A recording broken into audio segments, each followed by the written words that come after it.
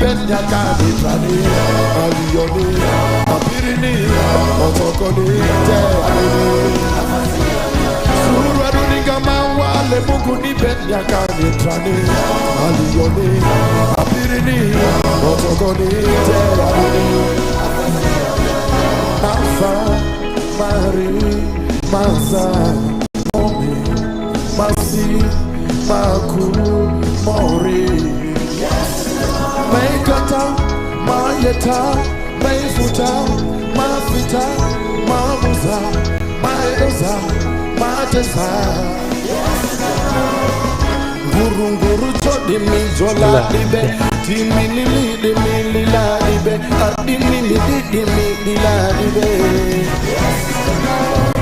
Yesu sema risi misa waku Enjema oretresi ba makatalia Atamili odimi oladibe Adoninga mawa. Hello, a very fantastic day to you, wherever you could be. I want to say thank you so much for being part of the biggest TV in rural city. Of course, we are set here with Drani Sunday, whereby we shall be giving you exclusive analysis in the game of sports. In there, of course, a number of sporting stories are developing as far as the day is concerned. Some of the stories making headlines in the papers this morning include Fahad Bayo's return back to Ugandan football after 6 years of engaging his football outside the country. And then the football releases the Super 8 cultural fixtures. Then we shall be seeing KCCAs of this world that will be playing in the Super 8. And then Chelsea, Arsenal, and Spurs are both interested in the services of Manchester United star in the names of Marcus Rashford. All this we shall be discussing with you here. Joining me through is Mr. Drani Sunday in the studios here. Drani Sunday, you're most welcome to the Wednesday edition of the sports analysis here at Sararights TV. Thank you so much, Senior Geroh, and good morning to all our viewers. It has been a while. I think the last time I was here was way back last week on Thursday, and finally I'm back in the studios and we will be discussing sports here. Yes, we're going to talk about sports and we'll miss you. Oh, of course, yes. You even know some of the activities that I do. Of course, I said it with you a little bit. I wanted to get myself into the game of politics a little bit. By 2031, that's when I will be saying bye-bye for the media work for a little bit in there. Of course, we shall be see whether I can be able to make it by then. Of course, I will be contesting for the MP seat in Terrigo district by that time. Of course, let's wait for the right time, and maybe I may reach there or I may not reach there by that time. So let's all leave everything to God in there. So let's begin from home and we talk about the Super 8 before we talk about Fahad Bayo's actually return into Ugandan football. Of course, the 4-8 actually Super Cup is set to return very, very soon. Of course, the games will be kicking off on the 1st of August, and the games will be ending on the 15th of August, whereby we shall be seeing a number of teams playing in that perspective. Of course, defending champions, that's Vipers, who were created and crowned as the Southern Uganda Premier League winners, withdrew from this tournament just because the team will be playing in the Safaka Kagame Cup game that are currently ongoing in Kenya, in Rwanda. Of course, in 3 days time, that's when the games will be kicking off very, very soon in Rwanda, Kigali. And then Team Vipers, who were the defending champions of the Southern Uganda Premier League, said they are not going to be part of the tournament. So in that perspective, so in the first game that will be coming up on the 1st of August, we shall be seeing KCCA that will be playing against the Buru FC. This game will be played at 4 p.m. Then AC Villa will be playing against Maroon Football Club at 7 p.m. Remember, these games will be played in 2 different venues. Of course, the first one will be at Hams Stadium, then the other one will be at the other one will be at MTN Omondi Stadium, the home of KTC. And so in the other game that will be coming up in on Sunday, which will be Chichester that will be playing against Entebbe EPPC at 4 p.m. And then the next will be playing up against the Police FC. These are the games that will be coming up in the opening game of the Super 8 tournament in Uganda. This tournament is termed as a pre-season tournament for the teams that will be playing up in the Uganda Premier League in there. So, which team are you looking at as the favorite to win the Super 8? Super 8, this tournament is coming at the right time, but right now I'm seeing KCCA as the favorite. to win this league. Though Vipers was the favorite, but they withdrew just because of the Sekafa and the CAF, which is ongoing right there. But right now, I'm seeing KCCA as the favorite. Oh, of course, when you look at teams that have been playing this kind of tournament before, KCCA has won it for a number of times. Even the Vipers, who are currently actually off the tournament, have won it. And then now with the acquisition that Chitara Football Club is adding onto the mix, do you rule them off actually from this tournament? Of course, they have now added a new player in the names of Joel Mutakuba, the Uganda Queens #1 custodian, already into their book today, and they are going to be part of this tournament. So KCCA, Bull, and not forgetting Chitara, even NEC, these organized teams in the nation. So do you still rule up Chitara Football Club with the acquisition that they're having in currently? Do you rule them off from this tournament, really? Chitara Football Club come up with a lot of vibe, doing a lot of transfer saga right there, signing many players, even releasing players. But at their books, they have very many players now. They are one of organized club in the Ugandan league right now. But they are also a team not to undermine at this time. But like I said, KCCA looks a favorite because they are going to play this game at their home ground, so they have that advantage. But right now, teams like Chitara and NEC, they are one of the organized team right now, coming up with a lot of vibe right there. But like I said, KCCA looked favorite. Of course, he is looking at KCCA being the favorite in this tournament. Not forgetting AS Villa, who have won this tournament for a number of times in there, and then KCCA have won it. And then Chitara, who are actually doing incredibly well in the transfer market, is also one of my favorites for this tournament. So I'm looking at Chitara as being my favorite when it comes to the Super 8 games that will be kicking off very, very soon on the 1st of August, and the games will be climaxing on the 15th of August. So we start seeing which team will be winning this gong in that perspective. So let's talk about Fired Bayo's return into Ugandan football after 6 years of playing actually active football outside the country. Of course, NEC is his actual next destination after having stints international. NEC, they have boosted their squad.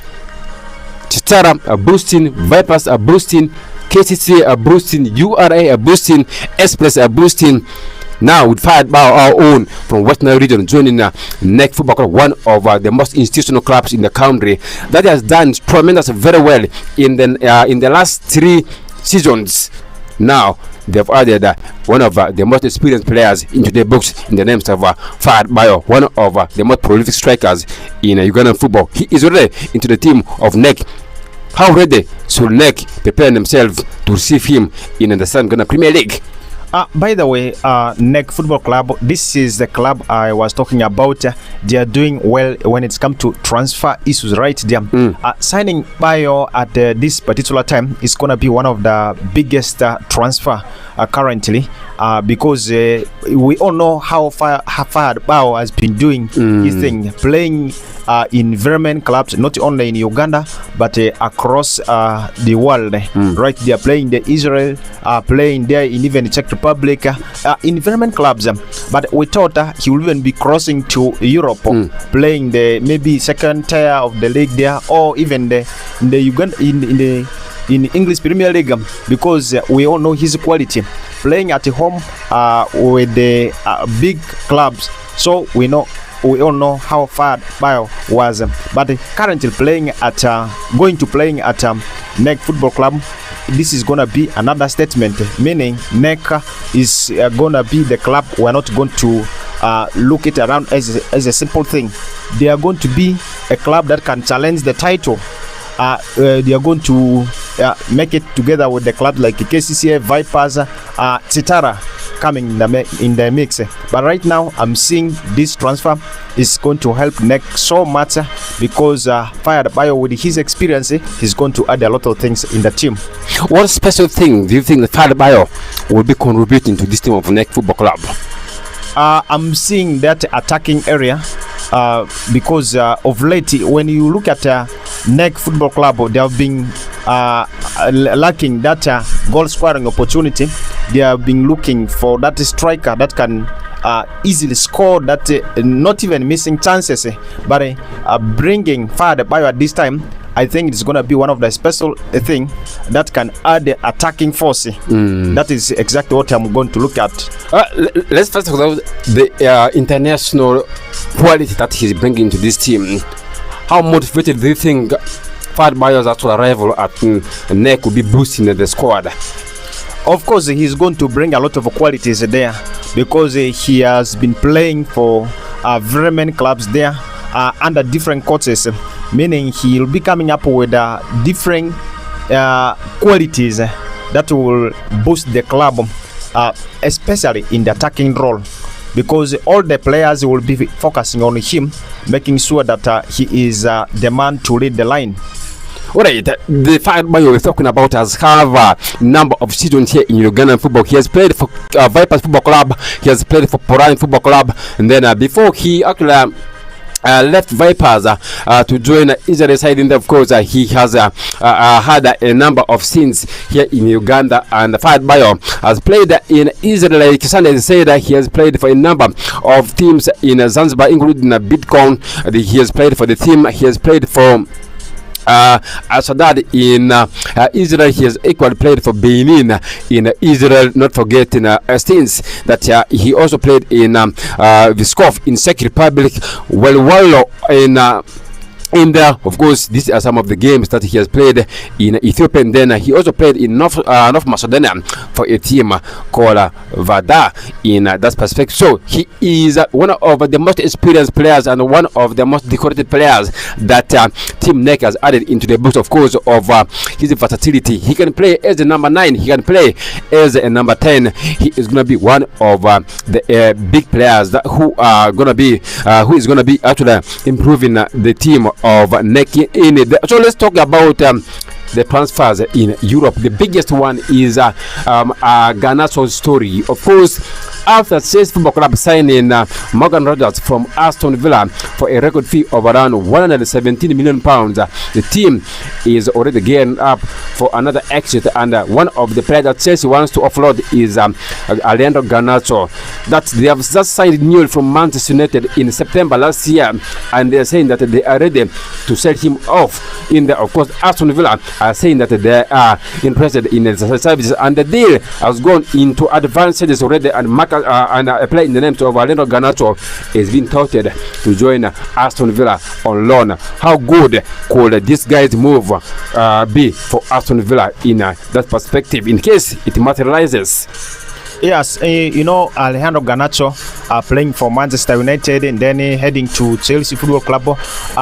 Enzo Maresca signed him there, and Enzo Maresca left. Then after leaving Chelsea Football Club there, definitely you know that you will have no choice. They are under a new coach, that is the new coach, which is Xabi Alonso.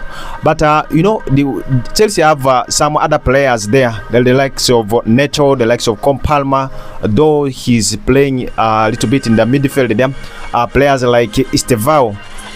You cannot expect Alejandro Garnacho to get any chance there ahead of those players. Now it will be good if he can go to Aston Villa, because a player of his caliber needs to play at times in the mid-team clubs like this. Aston Villa is one of the biggest clubs right now. They are doing well under Unai Emery, and they are also going to play there in the in Europe there. So you cannot. It will be good if he can make that move to Aston Villa, meaning he's going to get that chance. And right now, Morgan Rogers left Aston Villa. Definitely, he will occupy that place being played at the Aston Villa right there. But it will be good move if he can make that choice. Of course, Sunday. When look at Garnacho's story, remember when he was at Manchester United under Ruben Amorim, he forced that move to Chelsea Football Club, and at Chelsea Football Club, things are not actually moving well for him, and Chelsea want to set him permanently. And Aston Villa are saying that they wanted him on loan with an option to buy him after the end of the season.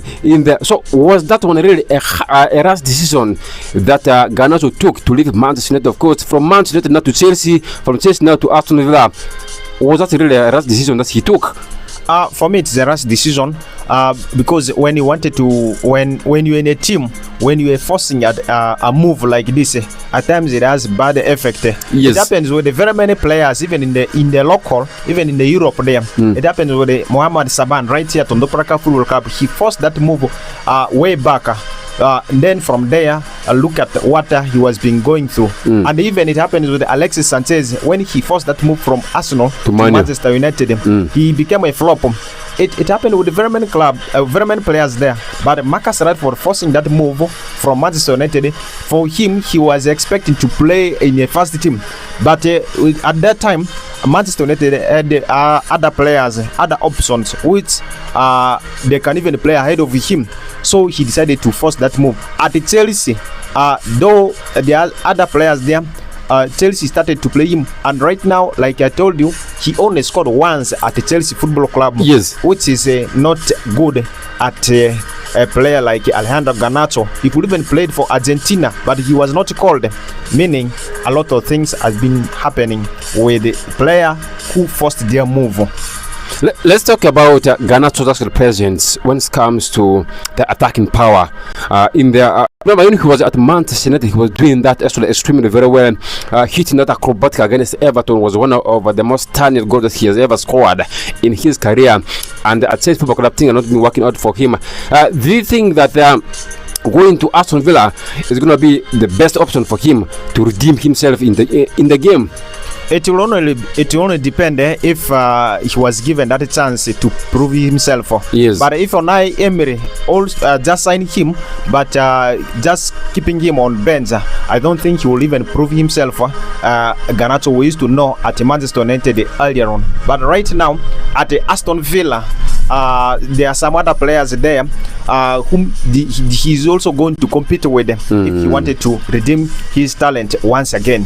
Of course, the Marcus Rashford we're talking about is going to be joining Aston Villa, and Manchester United has a 10% actually release clause on his actual contract. In case that actually move happens, Manchester United will be getting a 10% sale of that money. So these are some of the stories that we shall be following closely. Of course, when you look at Aston Villa, they have got the money already in their bank. Of course, after selling Morgan Rodgers to Chelsea Football Club for around £117 million, the team also sold Yuri Telemans to Manchester United. Now, Aston Villa have around 200 million euros, million pounds in their account. So they are going to be ejecting this money in the transfer market to sign a number of players to boost their squad. So one of the players that they're talking about is Marcus Rashford. So we shall be great in ourselves to see how Marcus Rashford will be performing in that team of Aston Villa. Of course, when you look at Chelsea Football Club,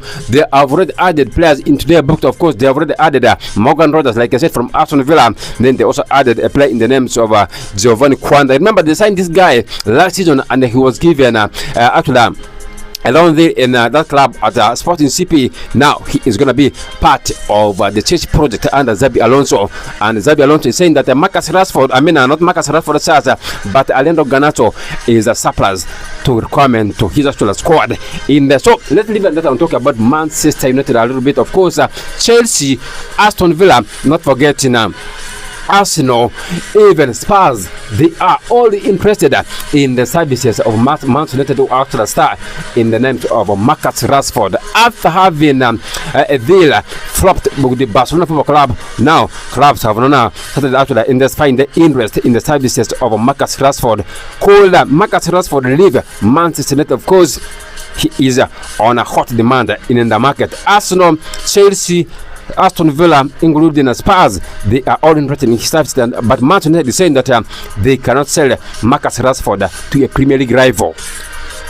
Manchester United, they are just doing that because there's no any other club that's come up with a good offer right now. If a Premier League Premier League club just come up with a good offer right now, they are even going to sell him.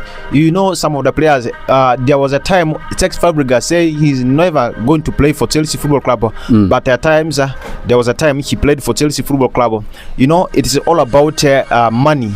If money comes at this time in a good amount of money, but right now, meaning Rashford will definitely leave, and Manchester United will sell him. Rashford, when he's playing as for any club as a loan, he's doing well. But when he's playing at Manchester United, Rashford was not Rashford we used to know those days. He feels he's big now. He can even play like the way he wants. But when United loaned him to Aston Villa, he did well. Then when he was also loaned to Barcelona, he did well. He played he played good games, even scoring many goals right there. That's why he was called by Thomas Tuchel for England team. Now Rashford right now, that's why you see clubs like Aston Villa, Tottenham Hotspur, Arsenal, even other clubs, they are now looking at Rashford. But don't even expect some of these clubs are looking at Rashford as their faster team player like that. They are going to put him as a substitute just to add energy on bench like that.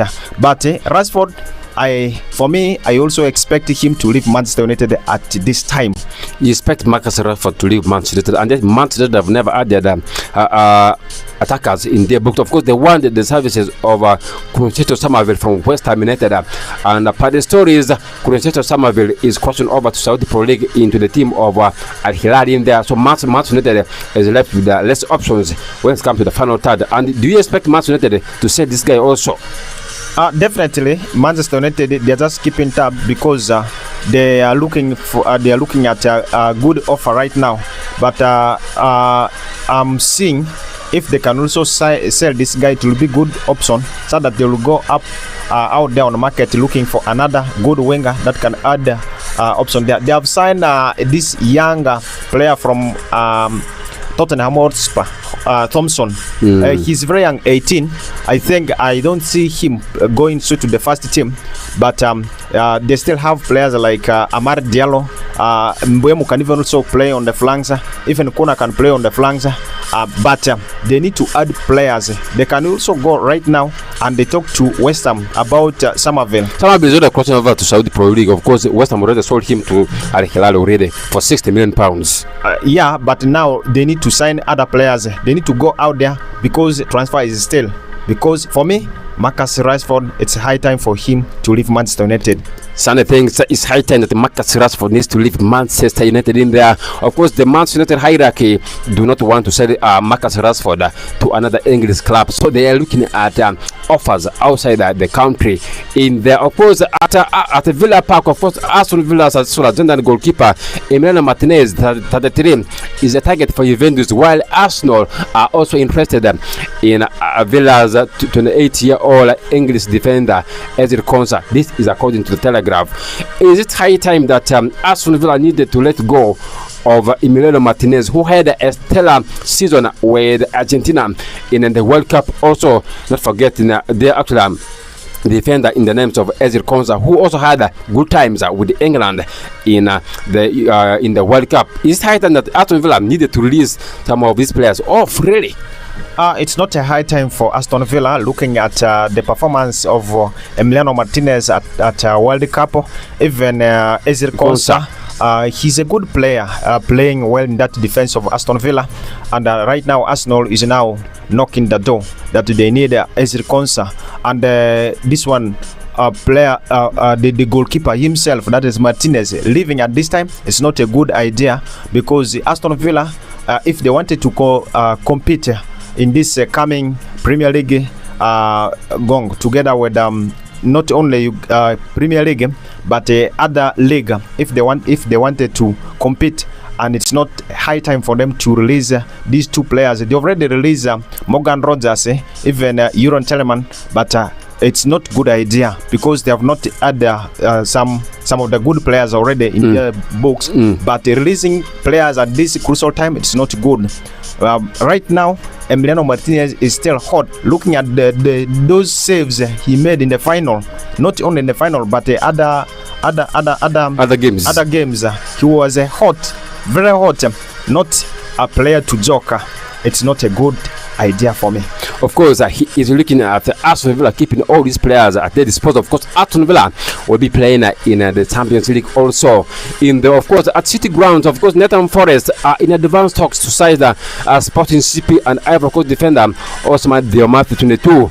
This is according to Fabrizio Romano. Remember, Osman Diomate had a good season with the Ivory Coast in the World Cup. He was one of the hottest players to talk about in the World Cup, and a number of teams were talking about his services, including Liverpool, Paris Saint-Germain, even Real Madrid at some point talked about his services. Now, Nottingham Forest are already in advanced talks for the services of the African defender in the names of Osman Diomate. Diomande at 22 is a good player playing at Sporting CP there. He played very good games right there, even at the Senegal team there. You remember, you see him playing in that World Cup. He was hot, not only in the World Cup but African Cup of Nations. He was very good player for Senegal team right there. But right now, if Nottingham Forest is looking at his services at this time, it will be good option for Nottingham Forest, because they also a team not to joke. Their team, they already sold out Anderson to Manchester City, but they need to also replace some of these players with some of the areas.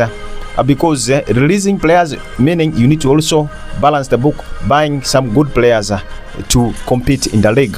Remember, at Old Trafford, Manchester United remain keen to sign a central midfielder, but have accrued their interest in Brighton's Cameroon international Carlos Baleba and Bournemouth's actual English player in the names of Alex Scott, both 22, because of their high prices. And Manchester United badly needed a defensive midfielder, and the target that Manchester United previously wanted, they wanted Martin Fernandez. The Spurs signed him. They wanted Elliot Anderson. Manchester City signed him. Now they have now shifted their attention into Carlos Baleba and Alex Scott respectively, and United are saying that the price is too much for these two players. Manchester United, I was expecting them to sign Carlos Baleba earlier, not even at this particular time, because Baleba was their target before. But they decided to sign Santos and Yuri Telemanda just because of the pressure of Casemiro leaving.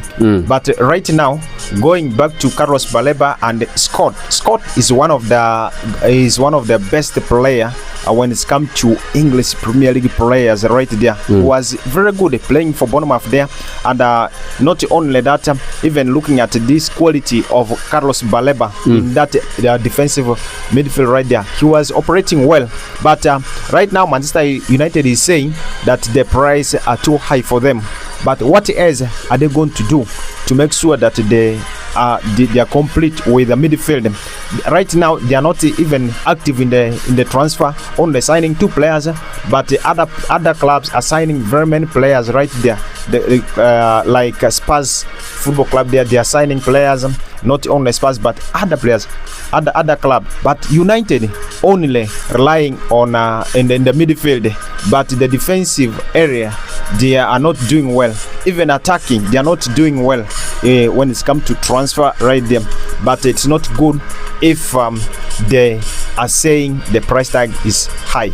Of course, Manchester United is actually left with no option in the central, actually in the defensive setup. Of course, they don't have a defensive midfielder currently in their squad, and it still remains to be seen whether they can be in position to sign a defensive midfielder in this perspective. Of course, Bournemouth are determined to keep a hold of Scott, who is interest from Arsenal, and the English under 21 international has rejected a new contract with the Cherries, and he wants to force a move away from Bournemouth. So Arsenal are also interested in his services. Manchester United are also interested. So finally, he says he cannot sign a new contract at Bournemouth. Where next do you think Alex Scott will be going? Of course, is he rushing with that actual move? Right now, like I said, some of the players are just rushing the move like this. It happened with the Alexander Isak from Newcastle forcing that move to Liverpool. He forced that move, and at the end of the day, he was a flop. Right now, I called him a flop. But Alex Scott forcing this move away from Bournemouth to other Premier League club. Not only other Premier League, but if other teams can also show interest, I think he can move it right there. But I think if Arsenal are serious in this deal, they can hijack that deal from Manchester United, because Manchester United right now they are saying that the price is too high for them. But if Arsenal can come up with this, because their midfield is not also good. Of late they have been using Skelly in that midfield, because Zubimendi of late he was not doing well there. So for that case, if Scott can make that move also, I think Arsenal is the next destination for him. So you're looking at Arsenal being his preferred destination for Alex Scott.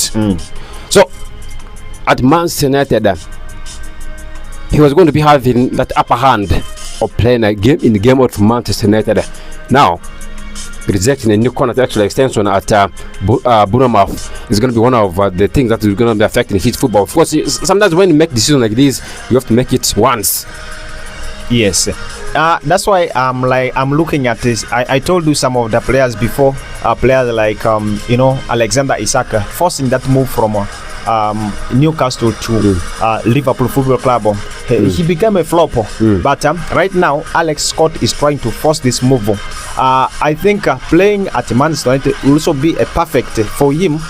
Just because looking at those midfielders of Manchester United, I think Scott can feature there very well. But it only depends if United can also pick their interest to sign him. But right now United are saying that it is not the price tag is high, meaning United is giving that upper hand for Arsenal Football Club to come in, maybe to sign him. Yes, of course, the Premier League that we're talking about will be kicking off on the 21st of August with a series of games coming up on card. Of course, we shall be seeing Arsenal on Friday. The first game of the English Premier League will be hosting Coventry City at the Premier League. And of course, Coventry City won the championship, and then Arsenal won the Premier League, so they will be clashing at Emirates Stadium. This is going to be the first game of the English Premier League calendar. Of course, on Saturday, we will be seeing Manchester United traveling to Hull City. Of course, they will be playing against Hull City. And then Everton will be staying at Hill Dixon Stadium. They will be playing against Crystal Palace. And then Ipswich Town will be playing against Sunderland. Then Nottingham Forest will be playing against Leeds United. Then Brentford will be playing against Tottenham Hotspur. And then on Sunday, we shall be having Brighton and Hove Albion entertaining Aston Villa. And then Manchester City at Etihad Stadium will be playing against Bournemouth. And then Newcastle United will be playing against Liverpool. And then the Monday Night Football on the match day one fixture will be in Fulham. That will be entertaining Chelsea in a London derby at Craven Cottage. These are some of the games that will be coming up in the Premier League in that perspective. So Ipswich Town have agreed a deal in principle to sign a Celtics as a Japanese actual forward, Dezen Meyende 28 for £8 million plus £2 million in add-ons. This is according to Sky Sports. Of course, Manchester United as 18-year-old actual Australian fullback James Overy is being monitored by Rangers and several other clubs in Australia. Sunday, our time up. We need to leave the studio for the next program to come in. Yes, thank you so much. Our viewers out there, Uganda is right now doing they are still in politics. LC1 election are ongoing. I'm asking all of you, please make right decision. Are you contesting for that LC1 chairmanship? I wanted to contest, but not now. I wanted to do yours first on 2021. I'll be on your bus. I'll be shifting to Terego. Okay, yeah. So Sunday is on my back. Of course, I'll be contesting on DP ticket. That's official, and we shall be getting ourselves to see how things will be moving in that. We're out of here. Bye bye for now.